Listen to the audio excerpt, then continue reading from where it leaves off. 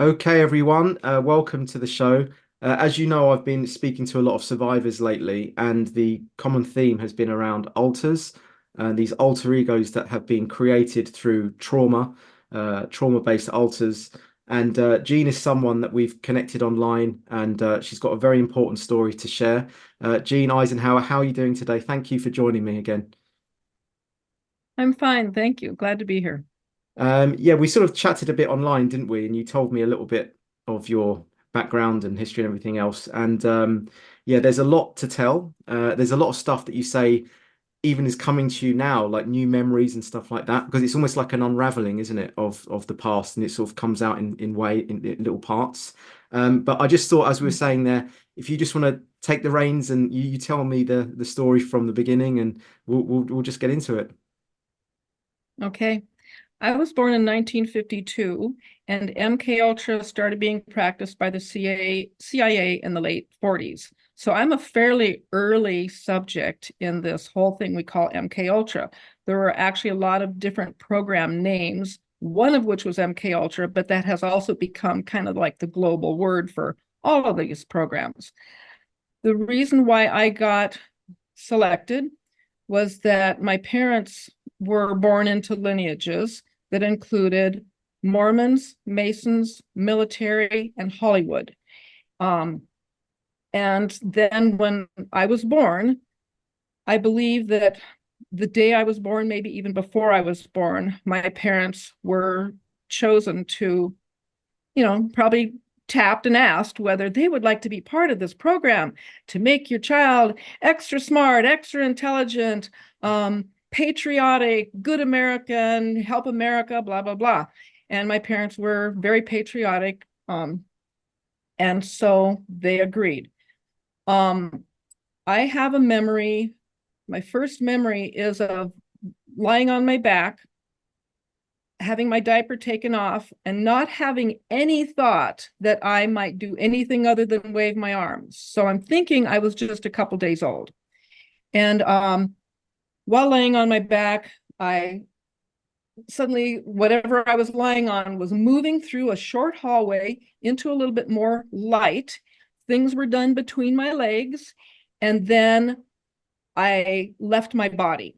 I'm presuming because of incredible pain. And I looked down and I was in an all white room. So this was not a hospital. I believe it was a ritual room. And there were three men standing in front of the little podium that I had been on.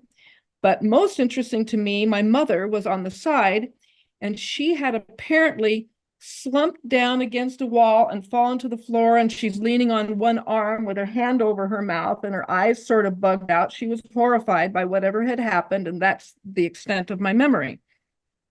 Um, I have since been told, well, I've had three gynecologists cry at my appointments over the lifetime, and I was told by um, one of my partners, sexual partners, that I had definitely had something done to me. And I know what it is, but I won't explain it for Of course. YouTube limitations.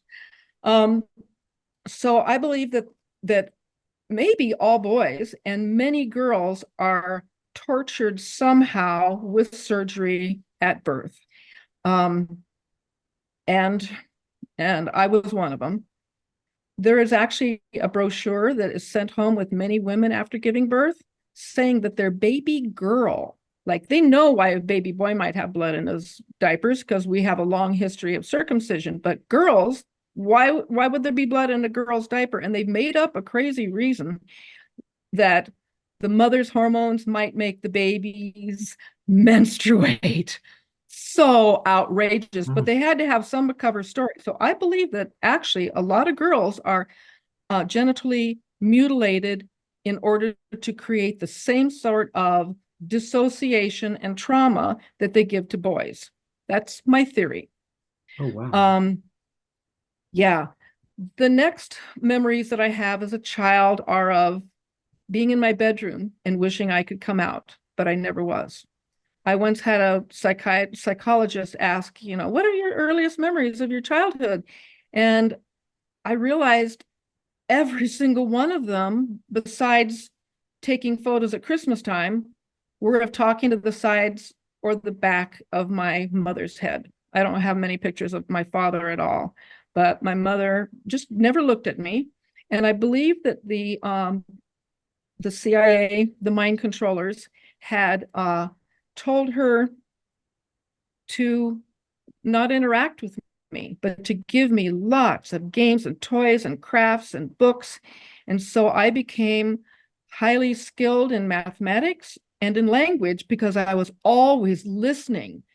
And I also became, or I just never developed young social skills. So I went to kindergarten, I stood by the fence, and when the teacher said go out and play, I didn't know Mm. how to play.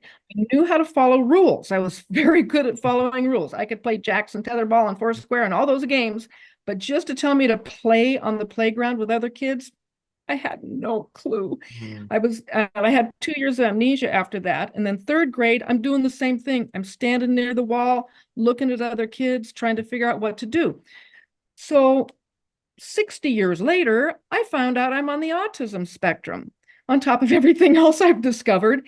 And I kind of wonder if there's a connection between mind control and autism, because autism could be summarized as sometimes genius, high ability to focus on a problem. I found out at a young age that I could do really complicated tasks that nobody thought was possible, but just give me time, don't disturb me, and I can do really well. I once followed my husband in applying for the Mm. Air Force, and I scored at genius levels in math and engineering. I don't know anything about engineering, but I do understand codes and diagrams because that's what I was working with as a child, following instruction books. So Mm. I was left alone a lot, taught to focus and be by myself, but I listened to the adults a lot. And so that's how my mother got me trained. And then between ages 6 and 8, I had a number of bizarre memories that kind of make no sense unless I was sent away, left alone. I remember being checked in to an Air Force hangar, and then I have no other memories. And then I remember waking up in bed all by myself and going, "Oh my God, I woke up. I've been asleep for a long, long time." And my mother says, "No, you weren't. You're just sleeping last night." And I just knew she was lying to me. And then I also got left at my grandmother's house out. Oh, and that first year, I believe I was at in Albuquerque. I know I was in Albuquerque, and I'm assuming it was probably Kirkland Air Force Base. And then the second year, when I was 7, I was left at my grandmother's house outside LA. And the family drove away without me. And that made no sense either because my grandmother owned a restaurant. She was very busy and she's living with her daughter, who's a single mother. Mm. They didn't have time for an extra child. What in the world did my parents leave me there for? Except that there might have been some programming, some mind control programming to install in me the next year. And Mm. then I remember being brought home by 4 military men in a white sedan that I remembered the adults called the interior of it aquamarine. And I don't know where I got that, but I did. So I was brought home at age 8, and suddenly my parents are having built for us a custom home in a ritzy neighborhood, brand new neighborhood, on a lot that was catty corner to a congressman who had been Secretary of the Interior under Eisenhower, a Mormon congressman. You can figure out who that was at that time. I'm kind of afraid these days to, Mhm. it's out there, it's published, but I just don't know if I want to just make things worse for myself by continuing to name names. Sorry. Hinckley, it could have been. Is that? I actually spoke to a guest recently, and he's had encounters with someone from the Mormon Church, Gordon Hinckley. I don't know if this is Okay, and connected. I don't even know that name. Oh, Yeah. I'll go ahead and say it. It was Stuart Udall. Okay. And his cousin is Addison Udall, who had been my pediatrician. Hmm. So we move into this really nice house in this really nice neighborhood. And my mother gets ready to have host a Christmas party. And she's on the phone telling everybody that the congressman, Secretary of the Interior, is going to be at our party. And all of us kids were supposed to stay in the playroom, but the little kids got out and the adults decided to let us all come out for 5 minutes. And Mm. I was ready to be obedient and stay in the room, but okay, as long as we get out, I'm Mm. wandering through and I see my Yeah. dad talking to two men, and one of the men is my pediatrician. And so I don't know how to talk to adults, but there was one thing that had recently happened that was really interesting to me, and it had to do with getting a hypodermic shot. Right. And I just told my doctor about this. My dad gives the best shots in town. That's what he had told me just before giving me a hypodermic shot. He gives me my boosters. That's what my father had said. Well, my doctor knew that my dad was not giving me my boosters. So, what was my dad giving me? Well, he was a veterinarian, he had access to drugs. And so we can make a conclusion about what probably was going on. But I blurt this out in the middle of the Christmas party. Mm. And that was the end of our time in that town. We were forced to move. What, So because you spilled the beans and it was meant to be hush hush, was it? he probably was under contract to follow real strict protocol with their Mm. subject. And if he was interfering and taking advantage of my ability to dissociate, Right, I see. that was a violation of the contract. Mm. And so I probably was forced to leave this one community where they're intending to do a certain sort of programming. And now that it had been screwed up, we had to go maybe for some other sort of programming. Mm. I can only guess. And so we moved to a very nice neighborhood again. Um, who was Dan Quayle went to our grade school for a couple weeks before he transferred to a private grade school. Mm. And I was just always one of the shyest and saddest kids. And I had a lot of teachers who were really worried about me.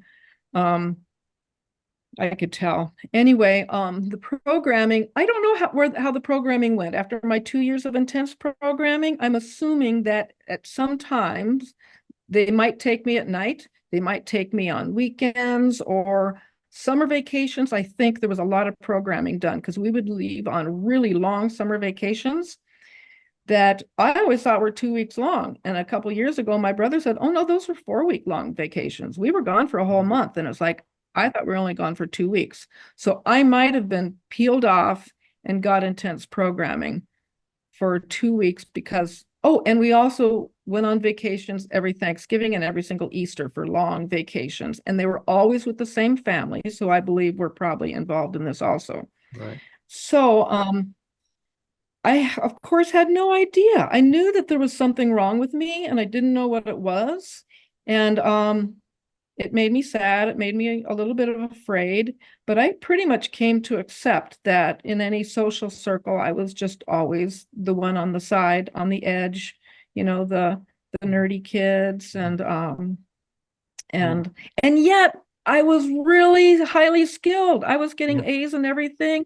I started winning awards at a really young age, and Mm. throughout my life, I won best radio feature in the Arizona-Utah region by United Press International before I was even out of college. And I won art awards all the time. I won sales awards all the time and I've studied permaculture. And at one point, I decided to sell real estate. And within 3 years, I was a top selling agent in an office of 45. In Mm. my final year, those 45 other agents all voted me Mm. most professional and ethical. And I was realtor of the year. Anyway, so Mm. I've always done really, really well, except socially. Yeah. Socially, I've had to really work to learn to act normal. But they do say that most female autistics, we have more Yes. connections between our brain halves. The corpus callosum is Yes, more exactly. intense. Yeah. And so we seem to do better at observing, Mm. creating theories, practice, practice the theories, learn, practice, and we generally learn how to act normal. But it has taken me my whole life. And I would have these really terrifying times where I just didn't know what was wrong Yeah. with me Bless you. because I just couldn't figure things out. Yeah. So anyway, it's been a kind of a weird life to live, but Yeah. I've been doing my best. Yeah. Of course you have. And what? Yeah, no, of course you have. I mean, and you're saying that it's only now at this point in your life where you're starting to get like the jigsaw pieces are starting to come together of the memory. So has it been like a case of over the Yeah. years, one little jigsaw piece of memory comes and another piece, and then maybe, oh, that connects with that, and then oh, I got that whole memory back of that incident. And is that how it comes to you? And Yeah. what were the first big pieces of the jigsaw that came to you? And at what age were you roughly? Well, it's typically between your late 30s and early 40s that Yeah. you actually have the ability to completely break your paradigm and see the world anew. And if you miss that window, you probably never will, according to what they say. So I was in my early 40s Mhm. when a whole bunch of tragedies all hit at once. My son got cancer. My health insurance company went bankrupt. Yeah. My husband and I, my second handler or second main handler, he and I had been talking about divorce for years, and he was really cruel the night of the diagnosis. And so I said, I'm leaving you. I finally just knew I can't handle this. If I've got to be a mom, a single mom Yeah. with two kids, one has cancer, I'd rather be single and alone than deal with your shit. So I told him I was leaving him, and then he refused to move, so we all had to move. I had to move with two teenagers. And and all those things happened in a single week. So I'm just reeling, and I had a really weird experience. I felt like I needed to cry. So I went down in the basement, and I'm like pacing around, having kind of a panic attack. And I think I need to cry. And this little voice goes, "You don't need to cry." And suddenly this came out Mm. of my mouth, and it repeated and repeated and repeated and repeated. And it felt really good.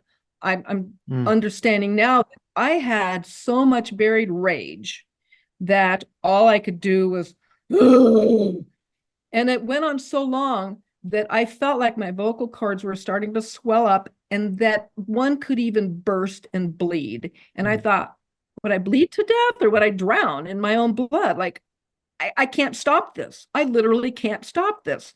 So I climbed up the stairs and I picked up the phone and I thought, wow, I used to be a consultant for nonprofit groups, and here I'm going to call the helpline and ask for help. So I did, and they got me calmed down. They set me an appointment for Monday and kind of helped me figure out what I would do between now and then to keep myself calmed down. And we did that. So Monday morning, I was so anxious to talk to somebody and just start Mm. pouring out all my stuff. Son has cancer. My kids hate me. We have to move. I'm divorcing, health insurance company going bankrupt. And then these other words came out my mouth that had never crossed my frontal lobe. Mm. I said, and I think I was sexually abused as a child. And then I said, Mm. I don't need to talk about that now. I've got these other issues, blah, blah, blah. And he was very kind. He said, we might want to talk about that, but don't worry, we'll focus on your stuff. But at the very end, he said, why don't you think of, ask your inner child, if you've got something hidden. And I'm like, inner child. Oh, that's so Mm. darky sounding. But um, I went home and the kids weren't home from school yet. And so I I said, is there some inner child who wants to tell me something? Which I thought was just embarrassing. I was glad no one's around listening to me. And suddenly something did come forward. And it was this experience of going through the hallway and then leaving my body after the Mm. torture. And oh my God. Oh my God. I had been told that if your inner child gets really upset, you need to comfort, like with hugs and Yeah. stuff. And I'm sitting there just stroking myself and Mm. just so upset to have experienced that terrifying event. But it was the start of finally understanding what was going on in my life. So that was in 93. So I was just 41 years old. And and I started just accepting that I probably was. But still, a year later, it's like, if I believe this, life is so horrible. My relationship with my parents is just gone. And how can I accept this? It seems to make everything make sense and things feel sharp and clear. But if I want to go back to the world where I just dismiss this and say it has no reality, Mm, and I believe that I did live a normal life and sexual abuse had nothing to do with it, everything felt foggy and mhm. unclear, and I felt like I had no energy. And it was like, so I have to choose between foggy and unclear and crisp and clear and horrible. And I felt like I had streams of energy that were just a tangle over the top of my head. And I told my therapist, I would rather not make a decision. I would rather someone declare me insane and I will spend the rest of my Oh, bless life, you. just give me a quiet room and I'm done. Mm, And he said, you don't want that. You need to decide what you think is real, and then we will begin to work with that. So eventually I did accept it. So that was 94. I had finally accepted that I was probably sexually abused, but I don't know what to do about it. mm, And I I'd started reading, and I knew that parents are probably involved, and they were probably also victims. So all I had was compassion for my parents. I started remembering things about their childhoods, and I was pretty sure that they had been abused and right. that they were acting out of their own wounds, and that it might have gone back more generations than that. And Mm, there was just no reason to hate them. I felt compassion for them. I was quite sure. Well, I even understood about this window of time where you can crack open your paradigm and see the world in a different way. And I knew they were way past that window.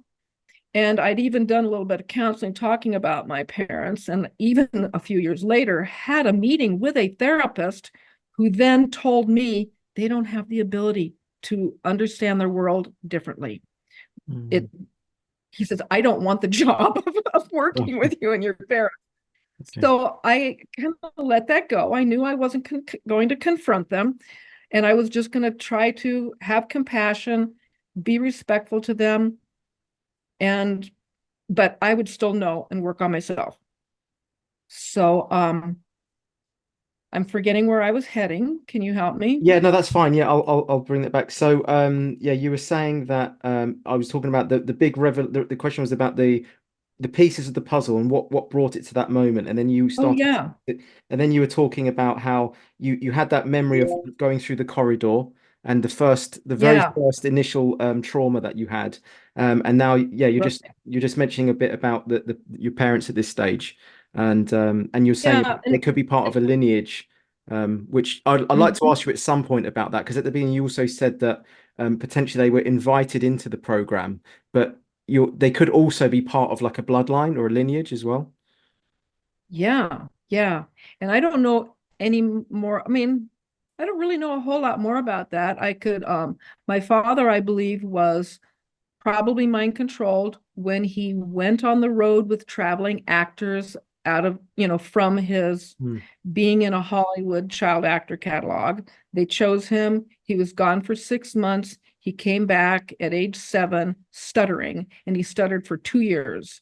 mm, And there's a few other personal things about him that support this theory that he had been probably sexually abused, probably mind controlled. And then when he went in the Navy, and he mm, was kind of an angry kid, he would always being the bad boy, um, and proud of it. And when he went in the Navy, he was in Carrier Aircraft Service Unit 33. Now, okay. these, These numbers. yeah, Yeah. yeah, exactly. So if you look up carrier aircraft service units of any number, Yeah. they will have information on the ports they were in, the ships they worked on, everything with the dates and these units. And then you could look up the port and everything will correspond. You could look up that ship, everything corresponds, but not when you look up unit number 33. The ports and the units all seem to have just filled out a chart randomly, but they had no connection to the reality of that port and that ship. So what were they doing? They were Mm, doing something else for which this aircraft service unit was just a cover. And when I was in grade school and kids were saying what their fathers did in the military during the war, whatever, I went home and said, what did you do in in the Navy, in the war? He never wanted to talk about it. He wouldn't even lift his head. So I'm pretty sure that that's what he went through. And then my great grandfather was a 33rd degree Freemason. Right. My father called me up late in life, Mm. not that long ago. He got me on the phone and just out of the blue, I never asked him anything. Mm. Out of the blue, he said, even though my grandfather was a 33rd degree Mason, I never was. And he's really adamant about it. And I'm like, I don't know why you're telling me this, but okay. Yeah. Mm. And so there's Mm. something with the Masons, but I don't know what it is. Okay, yeah, so it's likely then, and where, let me think here. Where did your mother meet your father? In high school, I think it was Van Nuys. Yeah, Van Nuys High. Okay. So at that point, as far as we know, they didn't have any connections to like the lodges or anything like that, did they at that age? Or did they? Supposedly not. Yeah, Yeah, yeah, not that anyone's ever told me. Yeah. yeah. And so the Mhm. father, so how did your dad get involved then, do you think? How was he brought into do we know? Hollywood and the military. Hollywood in the middle. So Those are he was an actor or how did he get involved? he didn't want to be, but his mother thought that he should be a child actor because he was so cute. Right. And so his face was just put in a catalog, and then he was sent away with these actors for 6 whole months, going on the road, supposedly being in this play. And his Right. part, he said, when I asked him, and he didn't seem thrilled to tell me anything, but he said he had no lines. He didn't even do anything except sit in this fake tree in the middle of this stage for the whole entire play. That's what he said. I don't know if Right. it's true. I looked up online to try to see Mhm. if I could find the name of this play, any mention of it. He said the title was The Little Boy in the Apple Tree. But I don't know. That could have just been a total cover story, and they were doing nothing but sexually abusing and programming kids for all we know. Yeah, And it he sounds just as though had to it's have a a cover front. story. Like you say, it's a sort of a Mm-hmm. front. And what really goes on is the programming behind closed doors. I mean, I just spoke to a chap recently, and he was programmed underneath the Disney parks, and he said that that's like a Mm-hmm. big MK Ultra center there, and it's made to look like all fun and play, but it's actually really evil, and they're doing nasty kind of torturous things underneath, and people don't know about that. And it's all coming out now. Yeah, I've I'm heard that glad for too. it. But I was actually, I don't know if you've Yeah. seen this. Can I share something with you? I found this Nike advert. It's kind of connected to what you're saying. I'm going to play this to you. This is a Nike advert from 2016.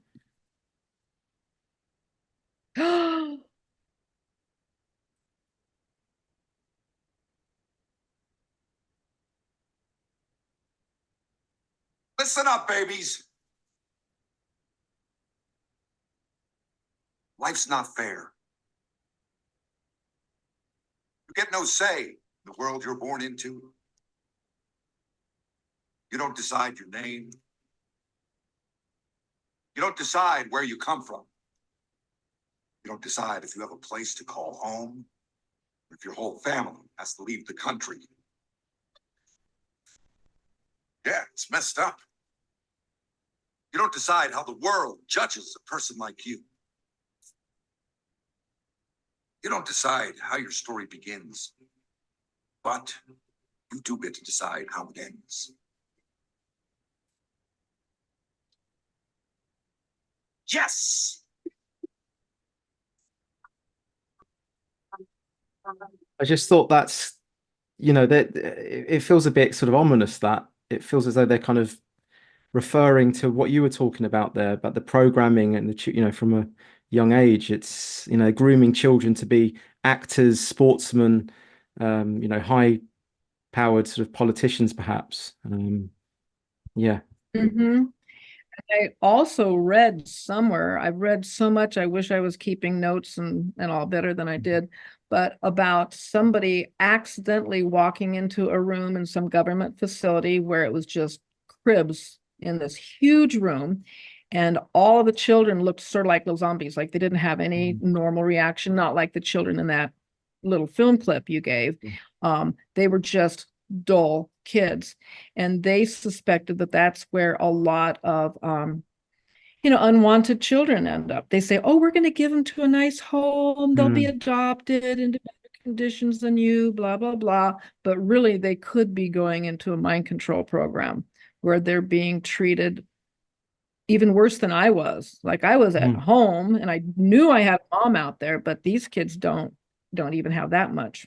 Yeah, it makes you So, wonder yeah. about I've been speaking to people about care homes, and they say that a lot of the children are just pimped out from the care homes, and they get them on drugs, and they just get pimped out, and they're making money from each girl and boy that they're pimping out from these care homes. But yeah, it could be for even earlier than that. What's happening to some of the children that are being aborted as well. I don't know what, maybe some of those are be kept alive and sent somewhere up. We don't know, do we? But I'll just, if it's okay, just like to, I've been making loads of notes as we've been going along because I want to keep a track of everything for us. So, yeah, you were saying that when you were born, that there was some kind of mutilation done, and you can say if you want, but it's kind of like it's an instrument or something that kind of traumatizes you, and then you kind of go outside your body that you create that amnesia around it. Is that right? Have I got that kind of right? And that's what splinters the mind and creates alters even at that age, I think. Is that right? Yeah, the way I understand it is that when a person leaves their body, Yeah. their personality has left, but all the senses are still operating and they are sort of like still recording, Think of a real tape or a cassette or a Yeah. CD, anything. The experience of that body is still recording, but it's not connected to this personality. So that is the beginning of a new personality. So if a scientist is there intending to, right then, they insert a program. They say, here's your name. Here's your code to come to attention and be ready to receive instructions. Something like that. And then they can continue. And then at some point, I don't know how they do this, but then the original personality comes back in, but that other program is sort of like a graft on a tree. Anything else, it still is rooted to the body, and it can now exist with a lot of the knowing that's in the body, how to walk, how to use language, blah, blah, blah. This is my body. Those sorts of knowings are still there. But then everything else that grows out of it really doesn't have anything to do with my experience in the world. It only has, and some of its instructions are to like shut down, go away when you're not called. And then at any time, the controllers can come back, and then they could split that one in two. They can split each of those in two. They can split those 4 into 8, and they can just continue to multiply, or they could split one into 10. And so they have a base programming. Here's the code. And then the next one might have a code that's just a little bit different and a little different. And it's just like a tree, but it's Branches. programming. Yeah, it's going from branch to sub branch to sub branch, and it's like hybriding off that way. Yeah. Right. So that's what happens when a scientist is in charge. Very organized, controlled codes, etc. But if I, as a little child, suddenly might be being abused or even just sad and hurt, but I've kind of learned that if I leave, that I can just leave my body and it's all okay. So no scientist is around to tell that other part, you've got a code and blah, blah, blah. So I come back in and I realize that there's another child here. And at some point I realize, ooh, this is getting messy and complicated, and I'm afraid of these guys and I don't want to get in trouble. So I have this theory that I probably talked to all my alters at some point and said, look, we don't want to get in trouble because they are brutal to us. So let's all act like the same person. Let's all just be normal. And so I have never had those experiences like United States of Terra or Sybil or Three Faces of Eve. All of my alters pretty much behave, act normal, and there's nothing too radical. And I think we've also learned to knit some communication channels between us so that I do have my own alters that can come out and provide me all sorts of skills. I think my mathematician is one, and the part of me that can be an executive director to a busy, complicated nonprofit, and she knows how to speak to the board. She's not the mathematician. So I will have to switch alters. And if the board wants to know about, the accounting, I've got a byway and we can connect and we can talk about those, but it'll take time. Like I just remember this time, a board member comes in, I'm in the middle of bookkeeping, and I've already learned it's going to take me a moment. So I'm going to ask her for a moment, and I'm inside going, okay, who needs to come out? But it's not a conscious thing. It's just something that's somewhere deep inside me that has learned to be very fluid, but I totally have limits and it's slow. Here's an example. I once taught a workshop at my house, just had a few people, a half dozen people at the house. I think I might have been teaching about solar ovens or something. And so I got to know those people really well. I got to know them, but that was the teacher part of me, got to know them. The next day I go to the food co-op to go shopping, and one of those women was in the food co-op. Well, now this is the woman who takes care of business. She takes care of shopping, but she's a different person than the teacher part of me. So this woman is smiling at me really nicely. I don't have any idea, but I see it. It's like, oh, I should know her. So it's sort of like I ask inside, who is this? Who inside knows this woman? And then someone comes out and it's like, oh, she was at the workshop yesterday. I make the connection. I'm like 5 seconds late. I have to back up my car and say, oh, Karen, I'm sorry. Yeah, my head was somewhere else. And so I'm slow, but I've still got a lot of, having all these alters is kind of cool. I often feel like I've got a whole committee working for me. And if you want to put on a regional conference, I've got an artist, I've got an organizer, a manager, a PR person, and I've got all these things that can work together to pull off a complicated project with perfection. But if you interrupt me, I'm going to be slow. And that's just the way it is. So there's benefits to actually being multiple. Yeah, I was going to say, yeah. There is. And I score a genius levels and things, but yeah, that's why they do it, isn't it? Because it does create these superpowers, these super aliases, these alters that they can then use for different roles. I know that they've created sportsmen through this, like with superpowers, like super abilities and stuff like that. And maybe we can talk about. I'd quite like to know why and how do you think it's possible to create more of a super athlete or a super sportsman within those alters? Do you have any insight into that?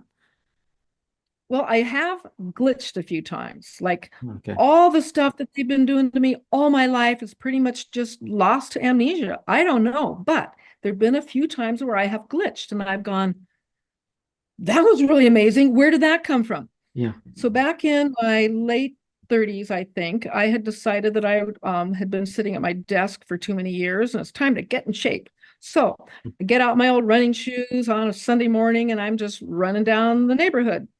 And old running shoes had a little tab on the front that had come loose and it caught on the asphalt and I was going to go down. I knew that I was going to just mess myself up on an asphalt road.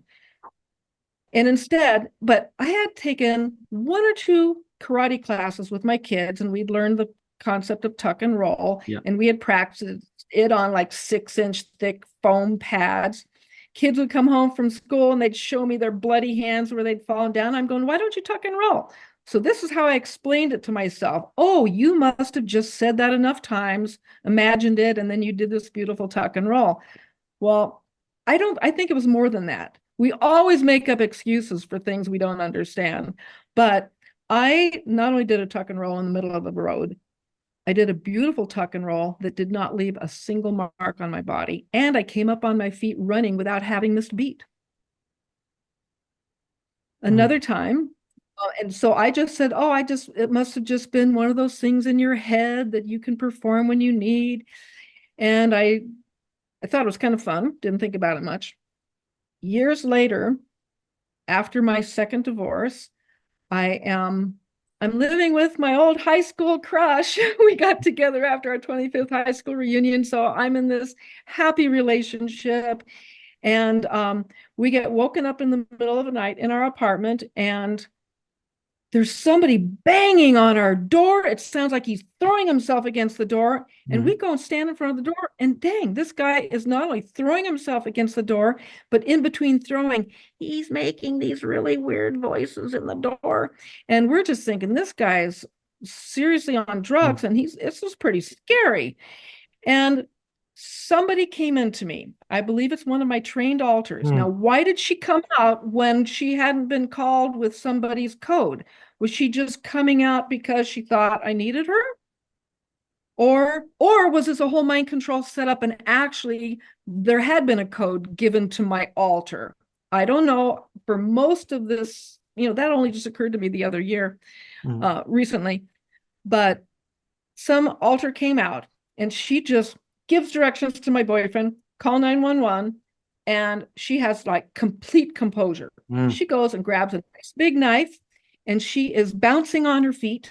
She is checking the heft of the knife, the balance of the knife, and she's back and forth, and she's listening to this guy, and she's trying to anticipate, how far he might fall in, whether he'd fall in short, whether she'd need to go forward or backward, and she is just checking out her foot patterns and imagining him this way, that way. And a voice in her head, and I'm up here, I'm still here, but I feel like I am up and relegated to this little spot up on the right side of my brain, and she has taken over all my body, and I'm hearing her think. And she is saying, well, I'm not sure exactly what she's saying, but the context of what she was saying was that this was going to be a clean kill. And, this is what she was saying. She's so excited about this because it's been a really long time since she's been able to kill anybody. And he is totally, and because he is the aggressor, she has a right to kill him. We won't get in trouble with the law. And it's been a long time. She is so happy because it's been a long time. And she knows that this knife is going to go up under his ribs and aim straight up. And I never thought about how to kill anybody before, but she knew how to kill. And she was totally confident it was going to be a clean kill. No, that wasn't even a worry. It was going to be a clean kill, and she was just going to get him. And she was jazzed. And I'm up here going, oh my goodness. Oh my goodness. And again, I had no idea at that time that I was a mind control subject. I didn't realize I was a mind control subject till 2002, and this was 95 or 96. And I was just, she was jazzed to kill somebody. It had been a long time, she was saying. This is absolutely fascinating. So there was that initial trauma when you were a baby, and they programmed that child, that alter, shall we call it, at that stage, and they kind of encrypted it, with maybe hypnotic language that they could then in later life go back into with the language to put you into that specific, should we say, like the first level of the alter, because there's many others that come from that, right? And then you said, right. From that alter, they might even do they traumatize you again to then split it off into two alters and other alters? Or do they just traumatize us again? They traumatize us every single time that they want to create another. Right. And okay. and so, yeah. So we were all traumatized a lot. And ways that they traumatize kids. I know how I was surgically mutilated as a child, but mostly they want to use traumas that don't leave a mark on the body. Now, no one's going to know what they did to me in secret places, but there's no marks on my body. So what they do is they do a lot of drugs. They do hypnotherapy, of course. They use tortures like isolation and cold and hunger. So all my life, I have gotten panic attacks around hunger. So I've had a lifelong habit of never leaving the home without having food with me, just in case I get caught out and I don't get home when I think I'm going to get home. I will always have food with me. Summertime in Arizona, I'm always carrying a sweater, just in case I get somewhere where it's cold. Because those two things, hunger and cold, bring on total panic attacks. I have had a nightmare. I had a nightmare my whole entire life that repeated until the day I told that therapist I think I was sexually abused as a child. And then I never had that nightmare again. The nightmare was of being young, like around 6 or 7. I think that I either escaped, or more likely, they let me think I had escaped in order to chase me.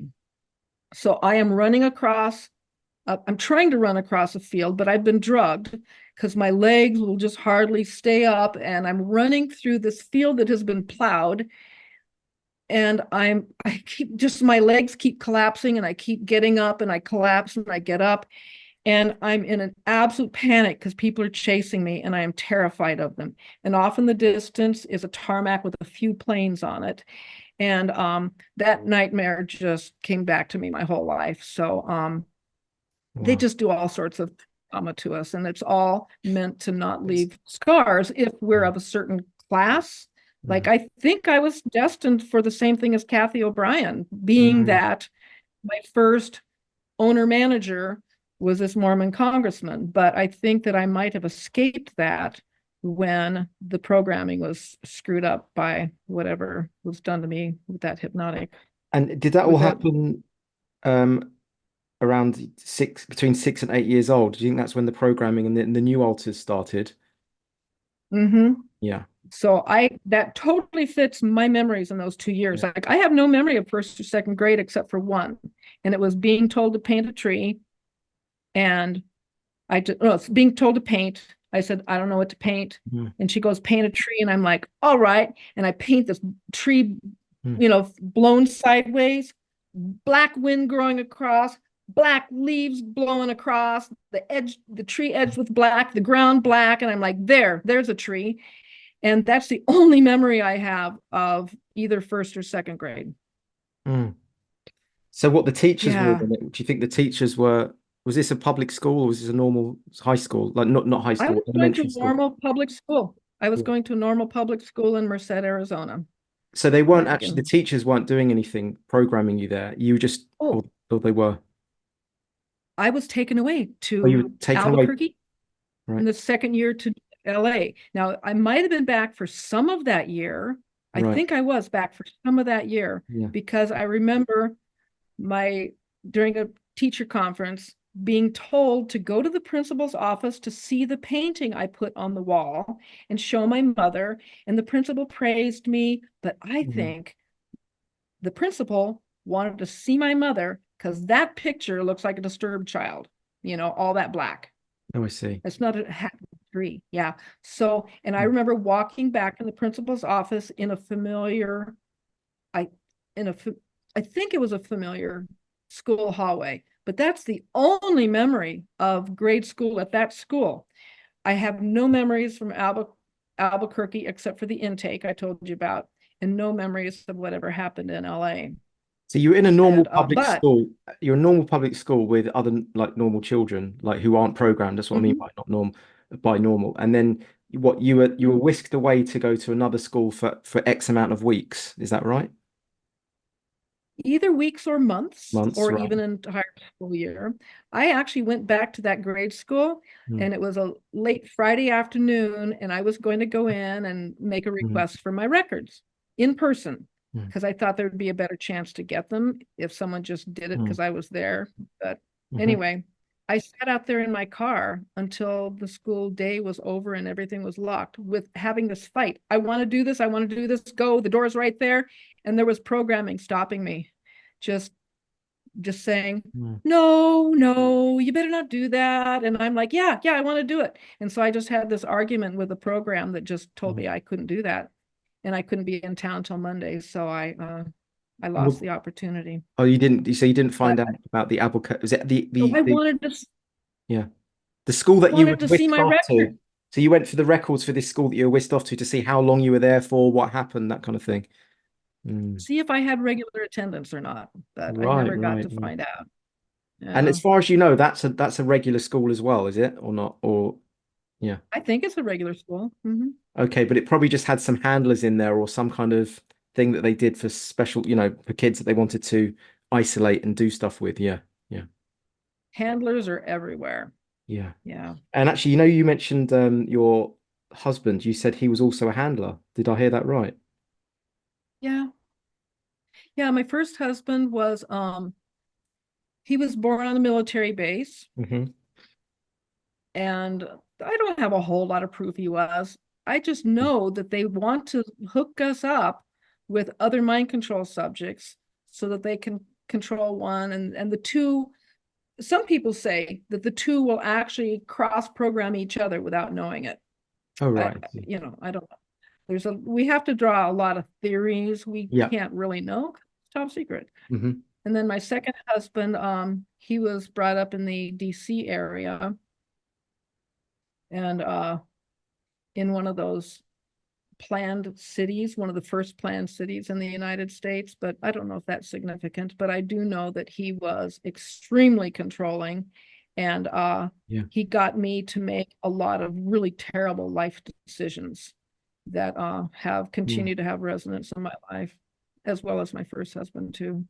Wow. So he could have been placed into your life for a purpose to be a, Oh, I know he was. yeah. I know he was. I was at this time, I Mm. was going, here I had been a Mm. Christian minister's wife, Mhm. for a good 10 years. And so I got out of that and I kind of went a little wild. I didn't go very wild. I was spending all my time, like 4 nights a week, dancing in bars, and that my kids were not with me. But then when the kids did come back with me, I'm still doing that. It's just like I just had this obsession. And I'm really sorry about it. But let me think where I was going. Oh, Mm. yeah. So I have read the book Mm.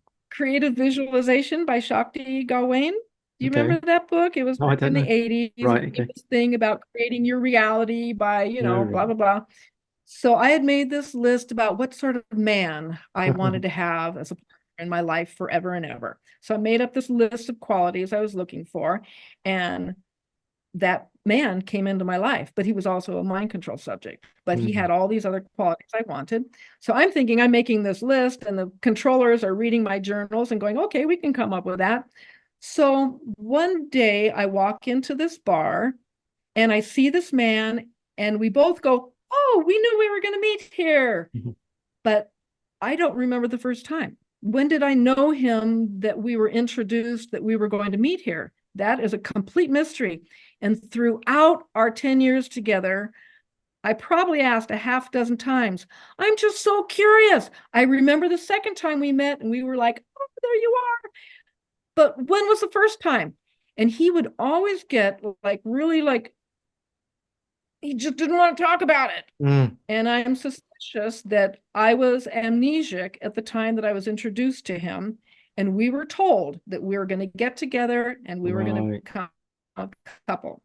Yeah. Yeah. That actually makes a lot of sense. It's And he also knew that. you see a lot of celebrities as well who have DID. Britney Spears, and she was partnered up with Justin Timberlake, they were both part of the Mickey Mouse Club, and the Mickey Mouse Club Yeah. has come out as that this is an MKUltra program to groom children from an early age to make it into the music industry, Hollywood, all that kind of stuff. So it seems as though this is, yeah, they partner people up who are also part of the program as well.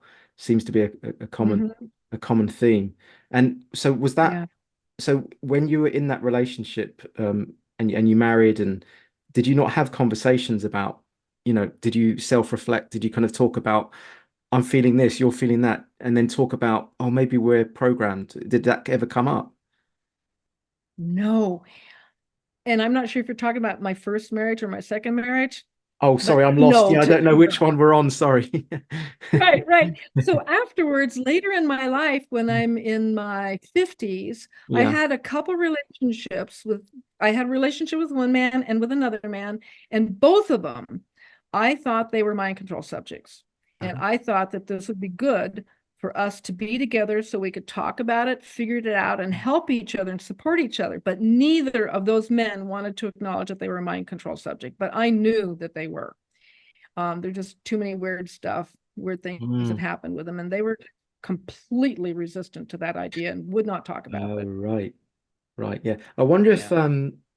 do you know what you said, you have all these alters inside you and they kind of have different tasks that they come forward when you need them, kind of thing. Um I wonder Mhm. if there's a part, is there a part that actually doesn't want to be healed, or do the alters want to be healed? Do they want to integrate, or is it like if you integrate, then they die? Like, is there a part of them? What's their motivation? Do they want to stay as they are, kind of fragmented as their own isolated, autonomous identities, or is the alters like dream is to kind of have you all married together and reintegrate into one harmonious personality, a base personality again? I don't know. I Yeah. have been told that there's certain work that I could do as a multiple to start working with my alters. And I think some part of me, either me or a program, doesn't want to do that. And so one Mm. time I think I had been delaying for at least 10 years doing this work. And one day I decided that I'm going to do this. So I made a notebook, I put a bunch of pages in it, and I'm ready to start tracking every single time I suspect there's an alter. So I sat down and I did some meditation, and just all of a sudden there's an alter presenting. And so I say, "What's your name?"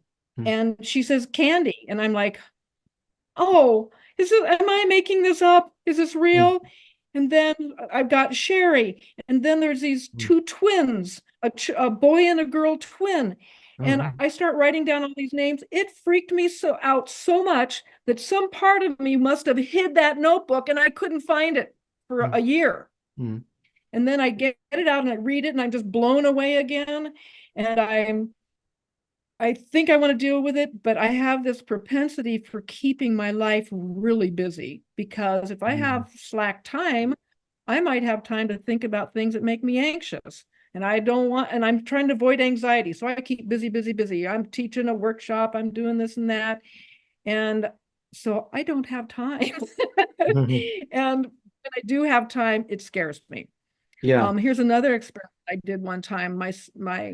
The second mind control subject later in life that I just mentioned, one time he was taken off for his high school reunion. And I thought, oh, this will be a good time to do this other experiment I've heard about. I will gonna set my phone every single hour. And so like maybe 16 times a day, I will reflect back on what I did the last hour, just tracking, making sure that I am conscious and here once an hour. So I'm doing that. Oh my God, I was gonna do it for 2 whole weeks. It's like just the first few days were freaking me out, because the thing would go off and I'd go, I have no idea what I did in the last hour. I don't know. I've been sitting here at the computer, Mm. but what have I done? I don't know. And that happened so many times. It broke Mm. my heart to realize that I'm having a whole lot more amnesia than I thought I was having. So, Yeah. yeah, trying to figure out my parts, like, and I still have never gotten back to that notebook. I still have it with those same first alters in it. And Wow. but I did learn a few things really interesting. Like there's one who's a teenager and she takes care of a lot of the children. And the children just gather around her and they love her. She keeps them calm and stable. Mm.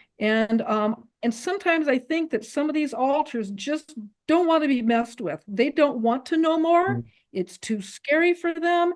And it's just like, leave us alone. This teenager, she's taking care of us, and and they just love her and they just hold on her, Mm.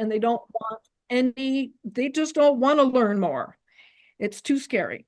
And so I'm somehow kind of holding steady. And there's part of me that says too, back when I was doing that, I was teaching English at university and I Mm. needed to have a stable life. I did not need to go digging up altars and getting myself, going through trauma healing, which is exhausting. You mentioned earlier about there's an altar that came through that knew how to kill. So do you Yeah. think that was potentially you were put through a super soldier programming, which means like an assassin, a killer? Well, that together with the beautiful tuck and roll that I did, Yeah. those kind of lead me to think I probably was.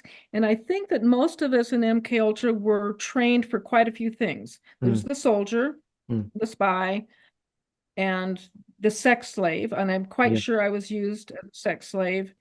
And couriers, anybody can be a courier almost, and a spy. So I think I was trained in all of those at some Wow. base Okay. level. And then whenever we show skills, and I have always been quite athletic, so they probably did focus on the martial arts Oh, part, I at see. least in Wherever there's a natural talent in one, they might push you more into that to kind of, you know, right. yeah, focus more on Oh, that. and psychics too. They Psychics, train us in yes. psychic too. And remote And I viewing. have been, I've spoken to people whose psychic abilities and can remote view. Yeah. yeah, and I've had a lot of psychic stuff come through me, and sometimes for my benefit. Mm, So who did that? I don't know. Was one of my alters yeah. secretly watching somehow? I don't know. They keep it a secret from us. We can only Yeah. guess some of It's, this. I mean, we're like multi-dimensional beings. It's difficult to know the mechanisms that make this possible. But I've spoken to a lot Yeah. of people now. They've got that psychic ability. They can remote view, so they can see, they can astral project, if that's the right word, but they can take themselves to anywhere on the planet and look and see what's going on, as if it's like a Google Yeah. Maps. I mean, it's just I cannot do that in this yeah, altar at all. no. But But there've been it's times where I have just known things that I that's can't just not. explain, but I knew Yeah, them.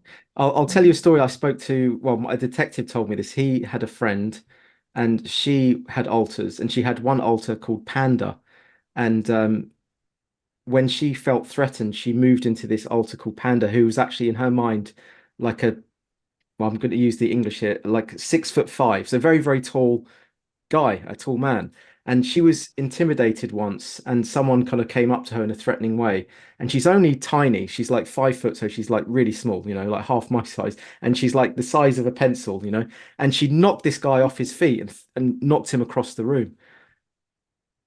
And it's just like because she was in that panda altar, and also in her base personality, she wears big, thick milk bottle glasses. She can't see anything. Mhm. She went for an eye Mhm. test and she felt threatened by the guy giving the eye test. And so she Mhm. flipped into Panda and she Mhm. passed the eye test with 20/20 vision Mm. while she's in her I want to altar. find that altar because Yeah, my eyes are yeah. getting. Yeah. But it just goes to show the the kind of this what we consider supernatural or um otherworldly type skills. What's the word for it? Not clever. Is it clairvoyance or I don't know, but Yeah. these abilities seem to be coming through in these altars. Um, Yeah. which we wouldn't think is physically possible. It doesn't make sense scientifically, but it's happening. I've heard a lot of stories now with this. Yeah. Yeah. It's really fun when they glitch and I get a view in, it used to freak me out, but Oh, tell me more about the it's glitch. So you said glitch a few times. What happens there? What does that mean? that's just like out of the blue, some altar I've even before I knew I had altars, Yeah. they come out and freak me out. I think the very first one that I made a list recently. Right. It was a real simple thing. I was getting my MFA in creative writing, and so as usual, we're all sitting at a table and we critique each other's work. And I started critiquing this other student's work, and some alter in me, Mm. who I believe might have been another person in history who is a famous writer, and she might have come into one of my Oh, wow. I really have this really strong thing about her writing. Like I couldn't read her. I could I had a whole book of women's writings and I could not read her stuff. It freaked me out, made me feel horrified and embarrassed and just but I think she's been in my life. She's a particular sort of writer and she's totally helped Mm. me. So I don't know if that was her. That was kind of sidebar theory about who Mm. she is, but some part of me came out who had a far more sophisticated thought process around critiquing these people's writing. So I'm starting to talk. I'm feeling confident about what I'm saying, and this other altar comes in suddenly, like there's this flash of white light, and when I get my vision back, the whole dimensions of the room feel slightly different and my voice is slightly different. And she adds on a qualification to what I had just said, and then she turns the whole idea around and finishes it up and speaks really eloquently, and she's done. And I'm still up here going, oh my, that was brilliant.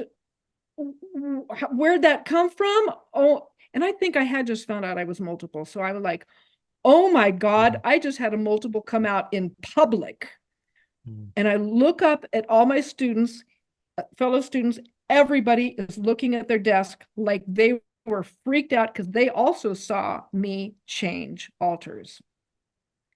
And one guy across the table from me, he was this young prep school hutty guy who was always smirking at this middle-aged woman having a nervous breakdown, which I was. And he's like looking across the table with his hands on the table, and he's just looking like I just did a double back flip and landed neat on my feet, and he was amazed. And that's pretty much the end of that. I went home going, oh my goodness, having alters was a theory, but I experienced one in public. Wow. Oh my God. So what did you do? So what exactly happened? Was it just a feat? Like, how did you change? Thing.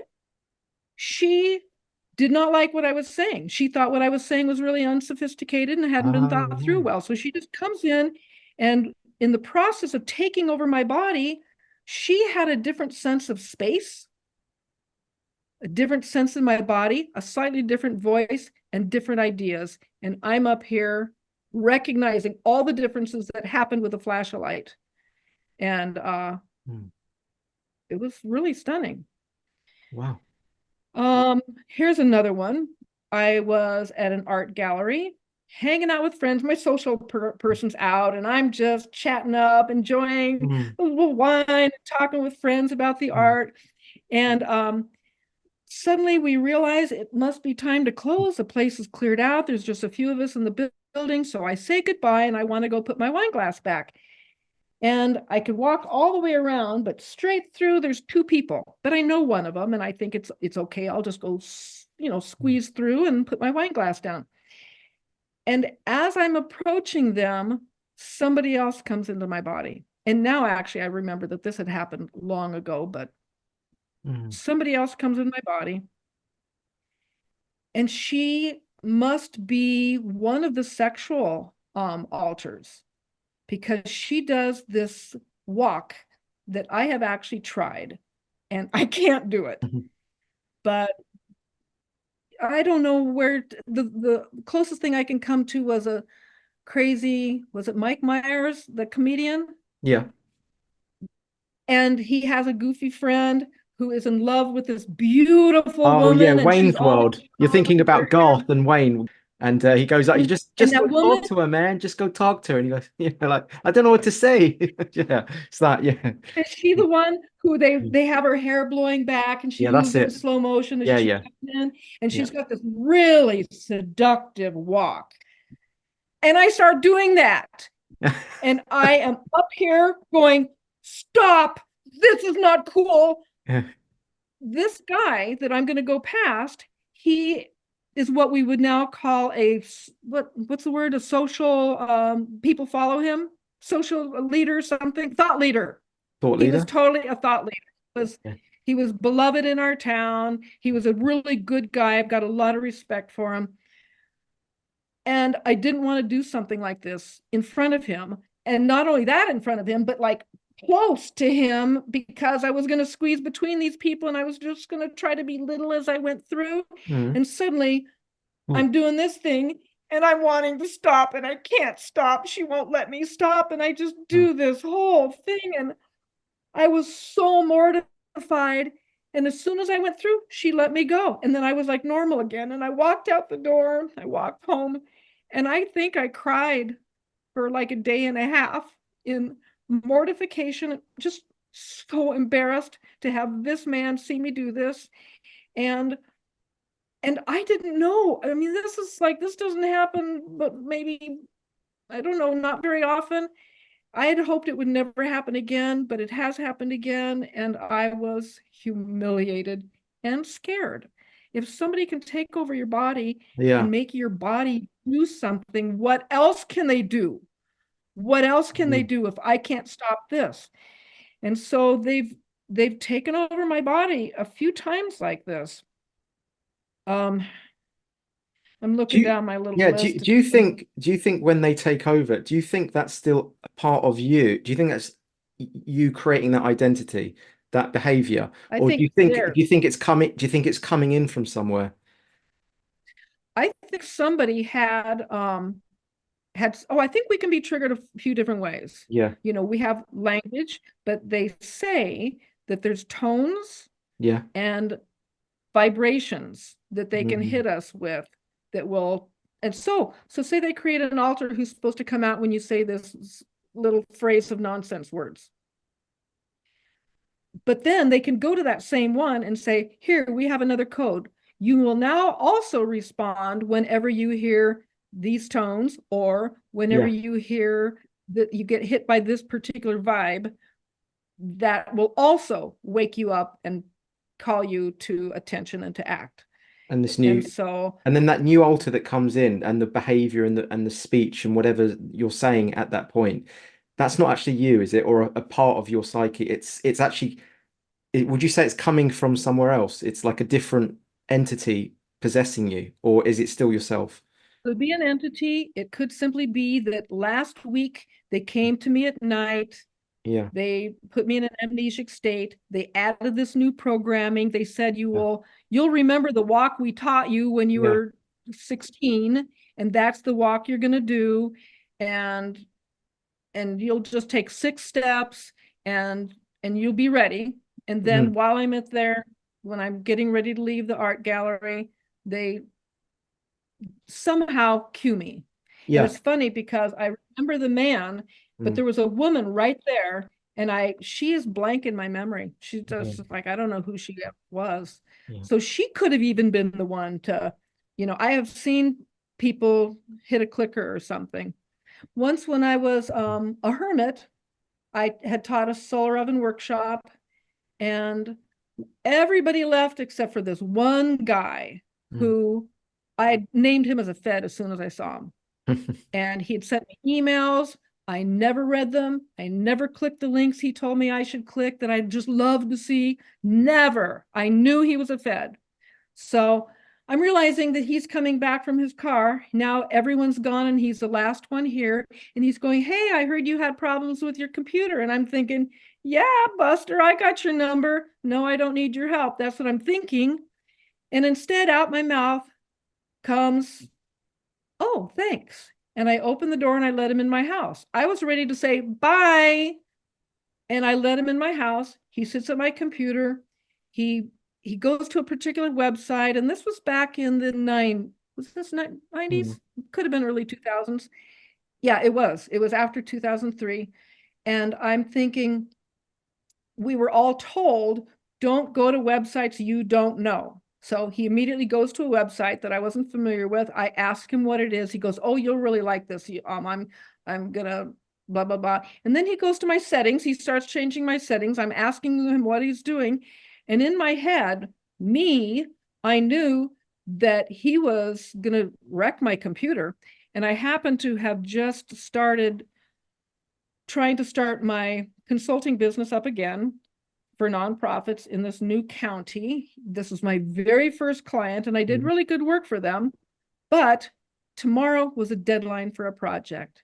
And he is now on my computer doing something.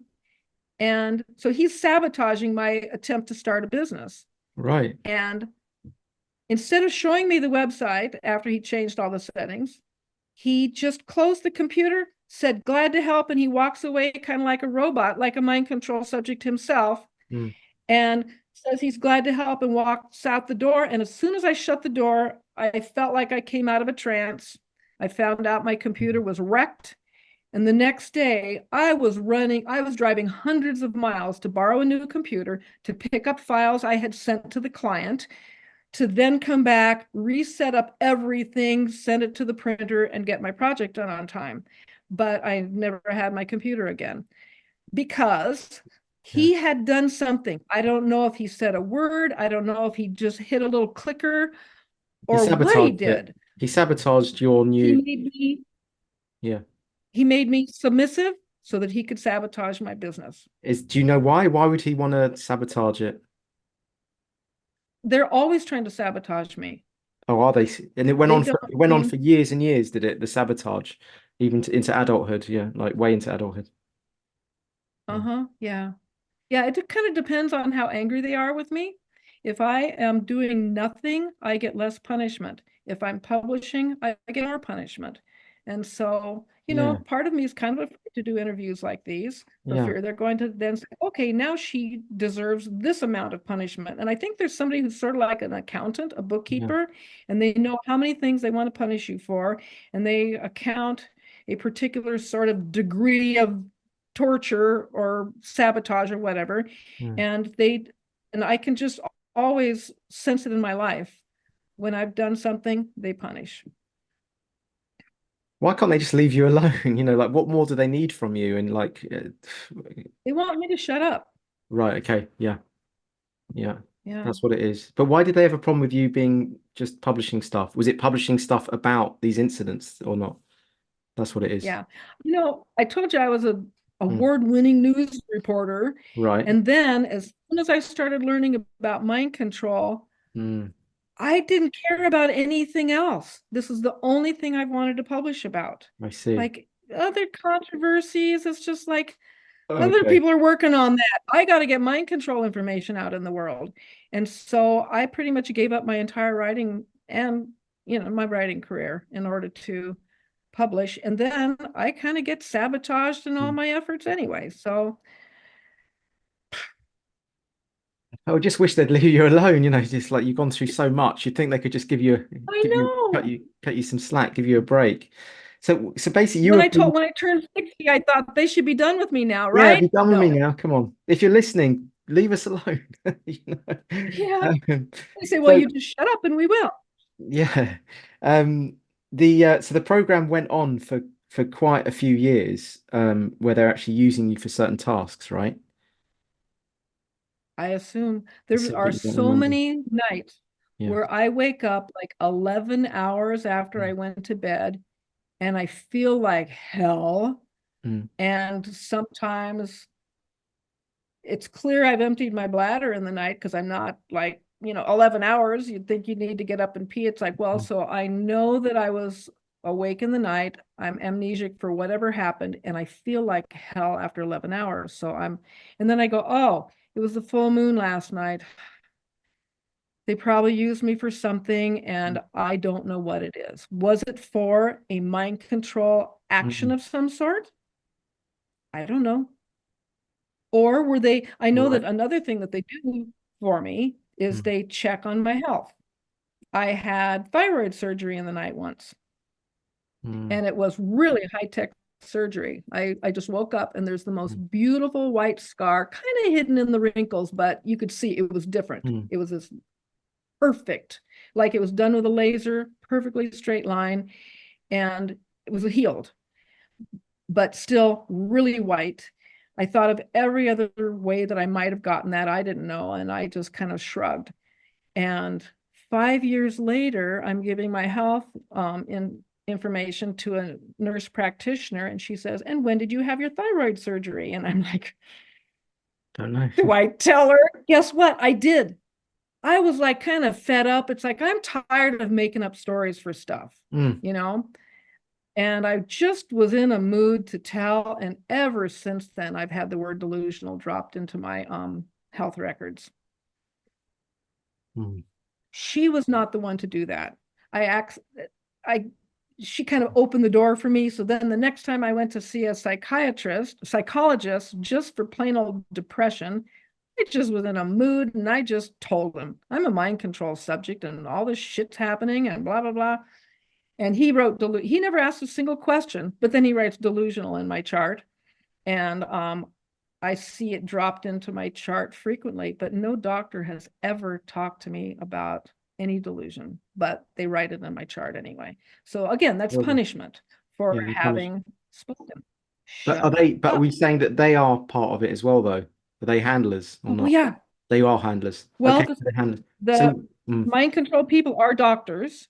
and they're psychologists and psychiatrists. And I believe that their network goes from the highest people like Yeah. Congress, judges, doctors, policemen, down to petty criminals, and your local sorority girls. You know, all of them are in a network, and any of them can be tapped to To come do something. But do they work? Do they work? Let's say these doctors that are in the network and they're mind controlled. Are they?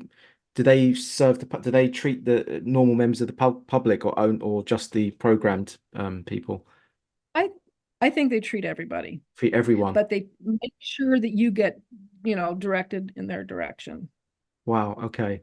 And this is all coming to. So you have not so many memories, but you have a lot of amnesia around things. And you have alters that pop out. But you still had that first memory as a baby. Were there any other significant memories that came out that made you put the jigsaw pieces together?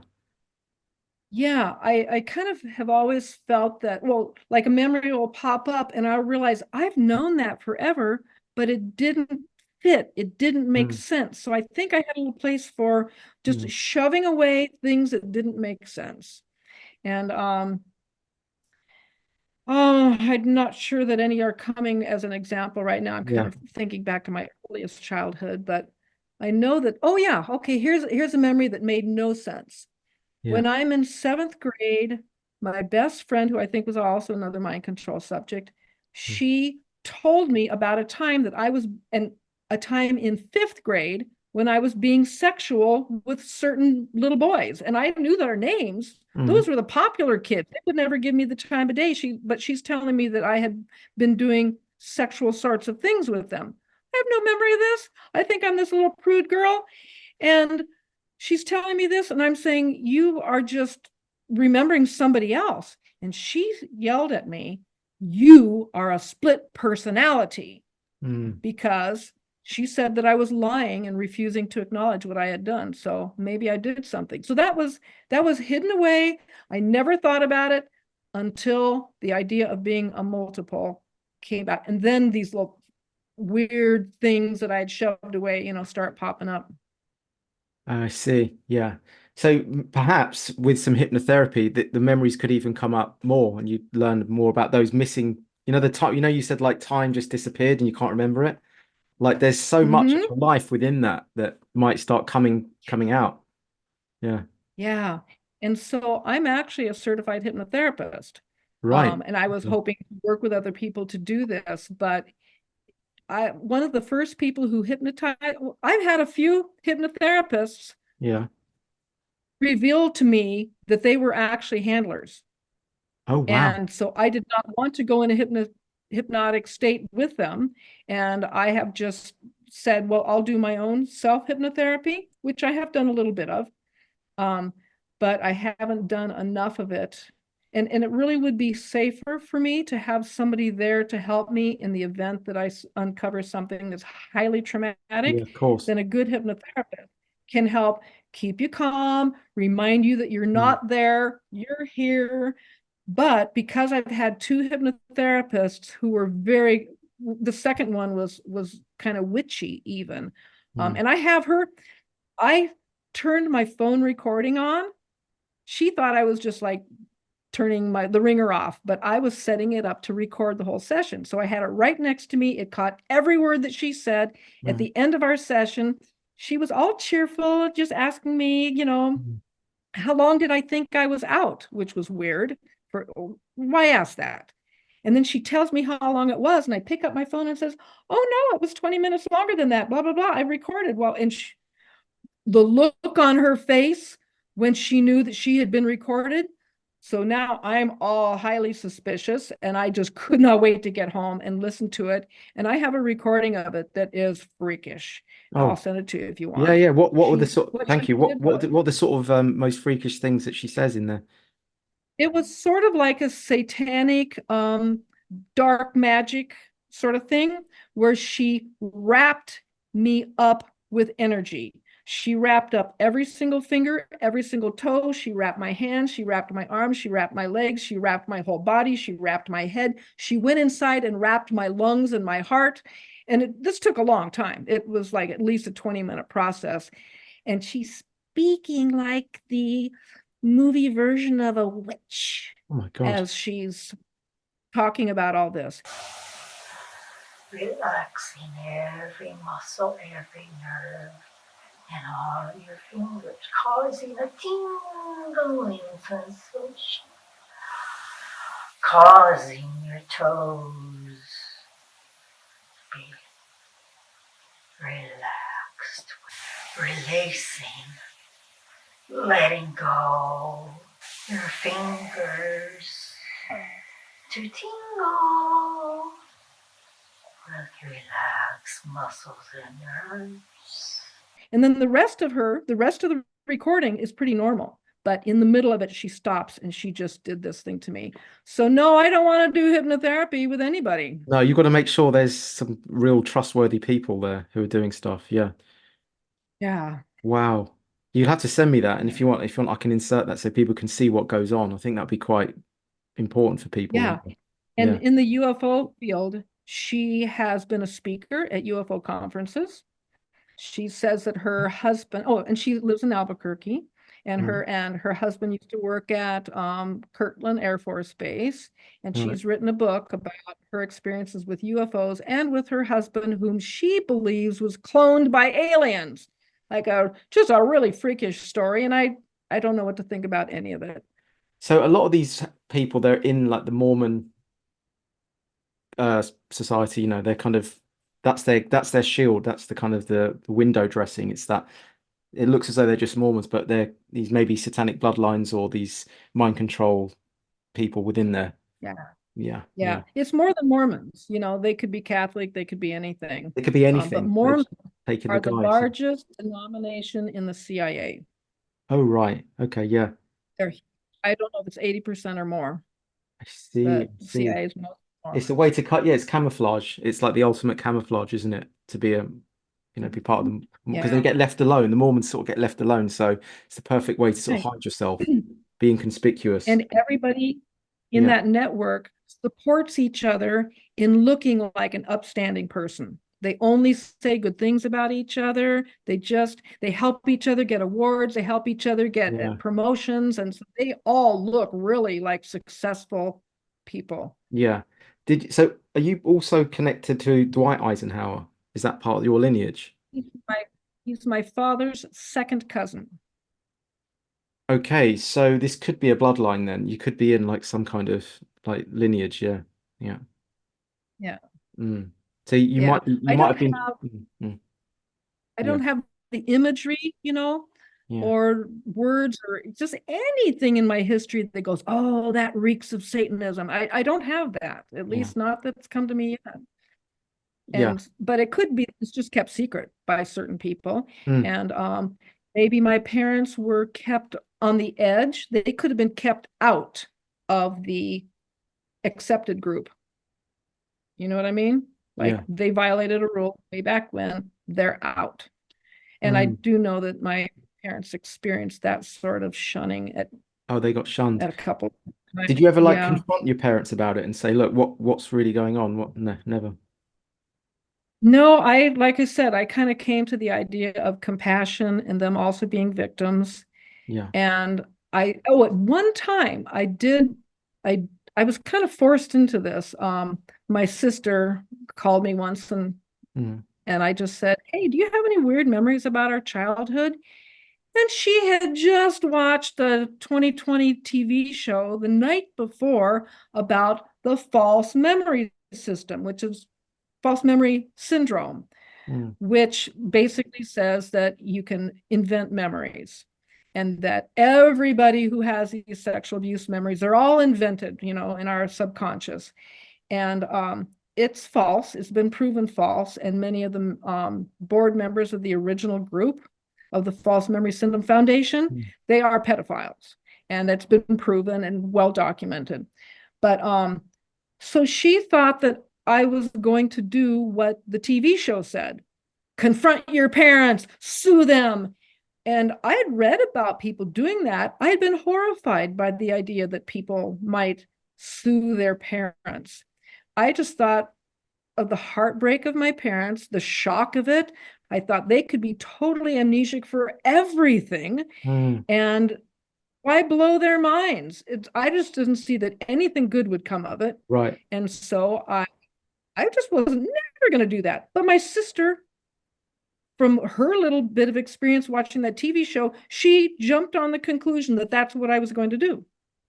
So she tells my brother that that's what I was going to do. Mm. And he thought for some reason that I had already done it. Mm.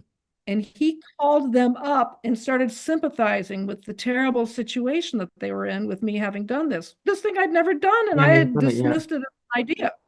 But so he broke the news to them like third hand, and it was completely wrong. And they were enraged. Oh, really? What did he And say? so, What did he say? Sorry. what? What did he actually say? Like, what kind of thing? What did he say to them? Yeah. Or what did they say to me? So what did your brother say to your parents? Like, what was it he said? I don't know, but it was something along the lines of, I'm so sorry that Jean Ann has accused you. And they're like, accused us of what? And he goes, well, of sexual abuse. And they're like, what? So that's something that I got Yeah, second or okay. third hand. Mm. And so they were furious. I have some of my mother's letters. Oh my God, they are the meanest things you'd want to read. And so at some point, I did write a letter in which I said something along the lines of, well, usually when this happens, it's because it happened to, the adults as a child, and then they just repeat it on their children. Because I hadn't understood mind control yet. I just thought it was simple sexual abuse at this point. Mm. And they were just furious at me, and they wanted no discussion. No, no, no. They did not want to discuss this at all. And so that's the last I ever mentioned anything to them. But they continued to badger me with letters, like demanding that I retract what I said. And I kept saying, I didn't say anything. You haven't My said sister anything. said it. I Yeah. didn't say it. And there's nothing to retract because I don't know what happened. So no, I cannot make a retraction. And that's where we left it for a lot of years, with them completely furious because I wouldn't make a retraction.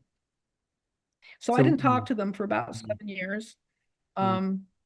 And then and then my sister told me that my mother like had cancer, and she had shrunk, and she was just looking like a little old skinny bird.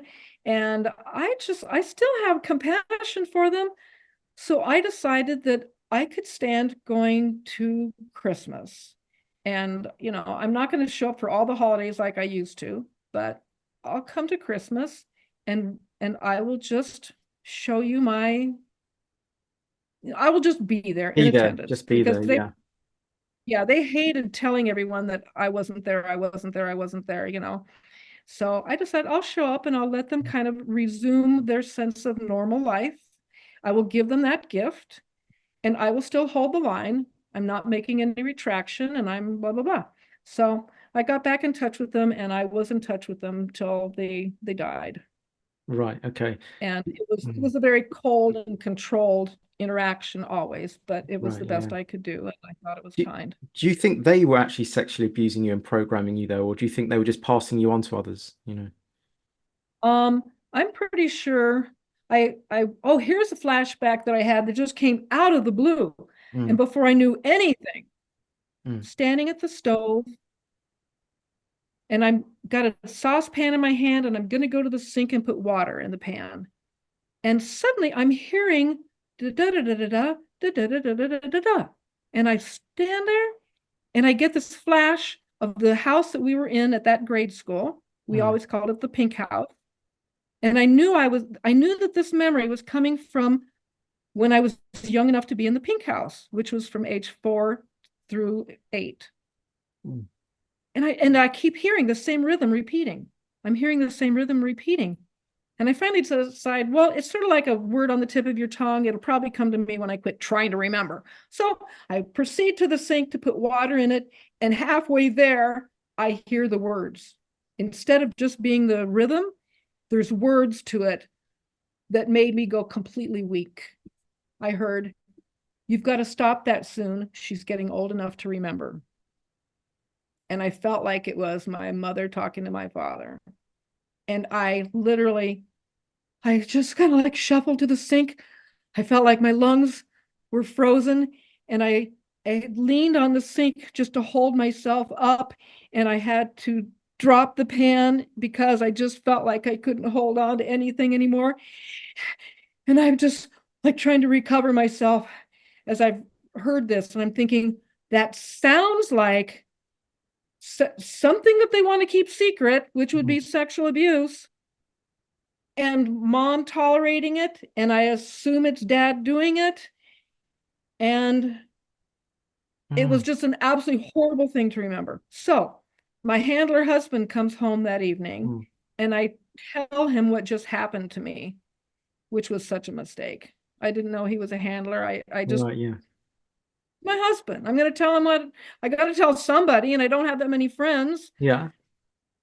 And he looks at me like, don't you ever tell me stuff like that again. He didn't say a word, but it was just like, he might have said, don't tell me shit like that. He might have, but it was all in his eyes. Yeah. So I never told him anything again. And that was another thing that was like, that's really weird. Don't know what to think about it. I've got 2 teenagers. I have a business. I have this volunteer work I'm doing. It's like life is too hectic. Shove it away. But the day that I went to the counselor and said, I think I was sexually abused, those sorts of things started coming back to me. Yeah. Yeah. Yeah.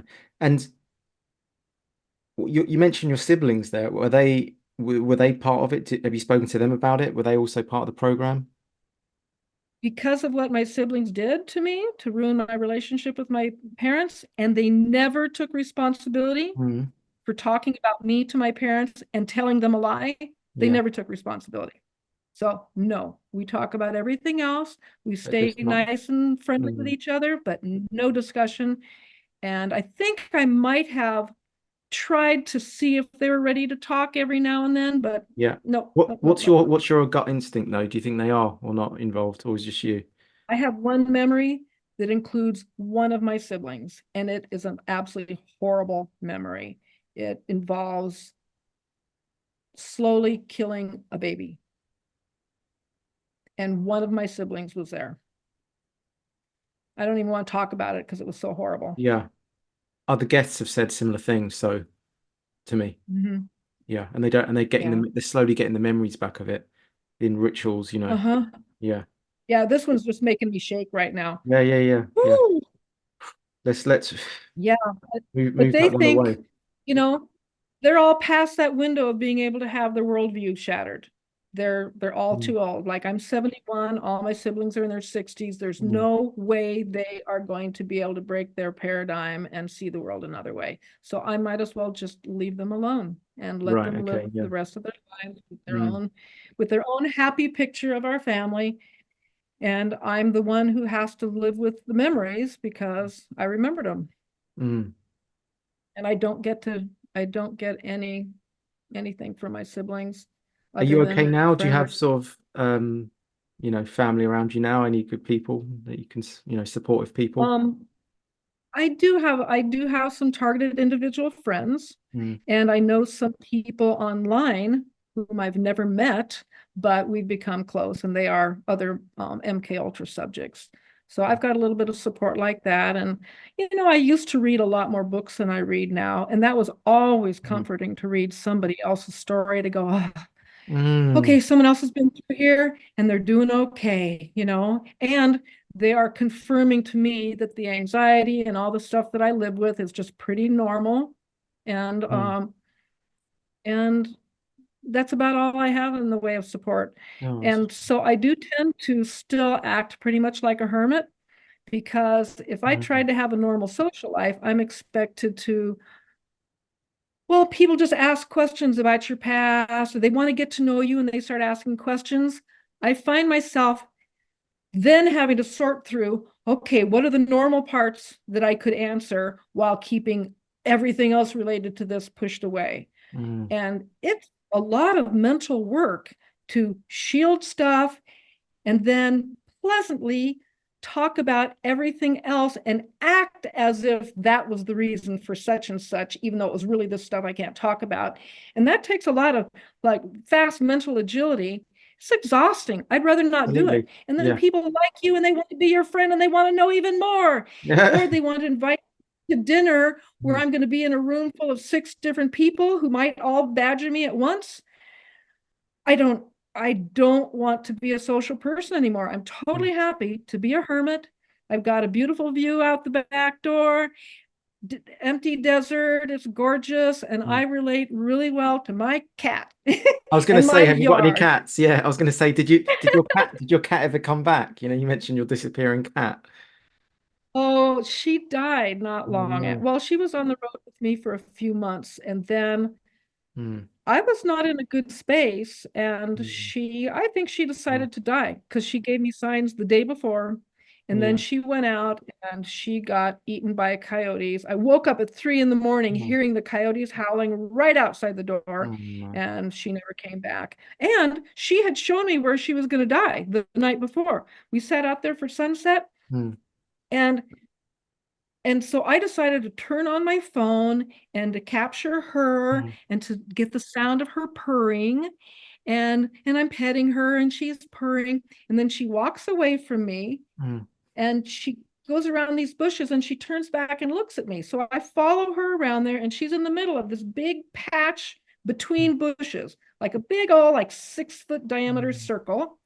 And she just sits down there and she looks very peaceful. And I'm like, how weird of her to just come over and sit here in the middle of this empty spot.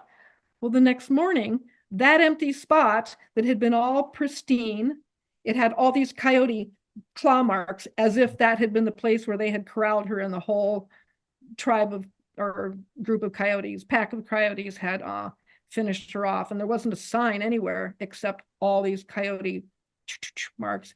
And it's like Mm, the distance away for the sound that I had heard of their howling the night before. So I think she oh. knew that she was just gonna go. Yeah, we did quite a lot there. We covered a lot of ground, didn't we? We did, and my mind is starting to go blank. Yeah, So yeah, it's no, probably mine my too. It feels like it's a nice nat coming to a nice natural kind of conclusion there, doesn't it? Like end point.